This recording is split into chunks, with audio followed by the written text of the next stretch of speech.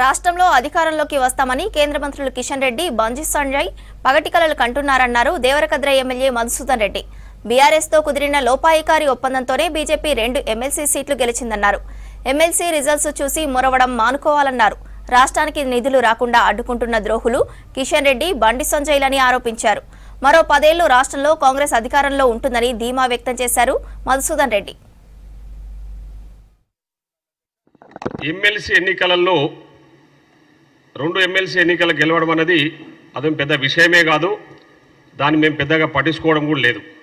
ఎందుకంటే ఎమ్మెల్సీ ఎన్నికల్లో గెలవడం అనేది, ప్రతిపక్షాలు గెలవడం అనేది ఇదేదో ఇప్పుడు కొత్తగా జరిగింది ఏం కాదు. గతంలో కూడా చాలా సందర్భాల్లో ప్రతిపక్షంలో ఉన్న పార్టీలు ఎమ్మెల్సీగా గెలిచిన సందర్భాలు ఉన్నాయి.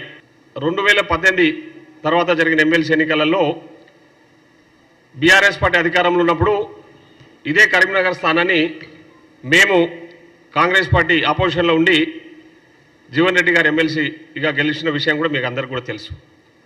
అదే కాకుండా గతంలో ఇదే బీజేపీ పార్టీ ఆంధ్రప్రదేశ్లో 7 ఎమ్మెల్సీ స్థానాలు గెలుచుకున్న విషయం కూడా మనందరికీ తెలుసు.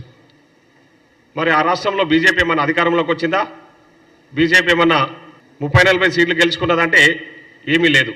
కానీ ఈరోజు బీజేపీ వాళ్ళు ఉరుకులాట చూస్తుంటే వాపును చూసి బల్బుగా భావిస్తూ ఏదో అయిపోయింది, ఇంకా మొత్తం తెలంగాణలో మేమే ప్రత్యామ్నాయం, మేమే గెలుస్తాం, ఇంకా ఈ రాష్ట్రంలో అధికారంలోకి వస్తామని పగటి కలలు కంటా ఉన్నారు.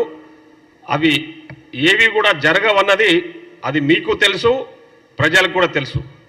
కానీ ఈరోజు బండి సంజయ్ గారు, కిషన్ రెడ్డి గారు అసలు పని పక్కకు పెట్టేసి, ఒక మంత్రులమన్న సోయి కూడా పక్కకు పెట్టేసి చిల్లరగా వ్యవహరిస్తూ, మతం ముసుగులో రాజకీయాలు చేస్తూ, ప్రజలకు రెచ్చగొట్టే ప్రసంగాలు చేస్తూ, కేంద్ర మంత్రులమన్న హోదాను కూడా పక్కకు పెట్టేసి వ్యవహరిస్తున్న తీరును ప్రజలందరూ కూడా గమనిస్తూ ఉన్నారు.